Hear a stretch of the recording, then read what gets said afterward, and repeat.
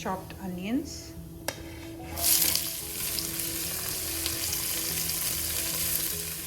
Now I'm going to add in the garlic, ginger and the cut green chilies. There's about 4 to 5 garlic, say thumb size ginger and about 5-6 green chili. I've chopped everything fine. I'm going to add that in and cook till onions are browned and the raw smell of the ginger and garlic goes. I'm going to add in the tomatoes. Now I'm using a can of chopped tomatoes. You can use fresh tomatoes. We're going to use fresh tomatoes. Use 4 fresh tomatoes, big ones, and add some water. Won't really mess that out. Half a cup.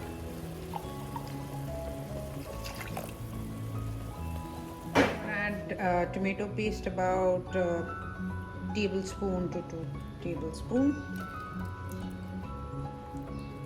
This make sure that my gravy is nice and thick. Once that comes up to a boil, I'm going to start adding my masalas. So I've got half a teaspoon of turmeric powder.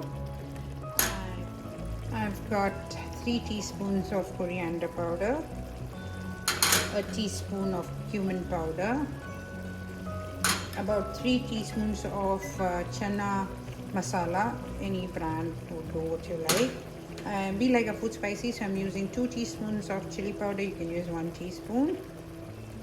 And because I'm cooking with tomatoes, I always like to add a little bit of sugar to balance the acidity out. Just a bit.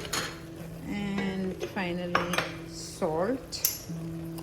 And I'm going to add little salt because the channa was cooked with salt also, so I will add salt later accordingly.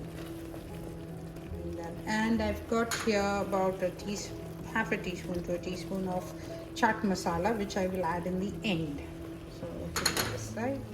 Now I'm going to add in my cooked channa. My channa is nearly fully cooked. You can see it's nice and cooked. I'm going to add that in with all the water. The water that you cook the channa in is the best part. Once boiling, bring it to cover and cook on a low flame for 10 to 15 minutes. It's been cooking for 10-15 minutes. It's boiling. Add my chaat masala. There's about half a teaspoon or a teaspoon of chaat masala. They're optional, you can avoid it. Bit of coriander leaves chopped. Check for seasoning.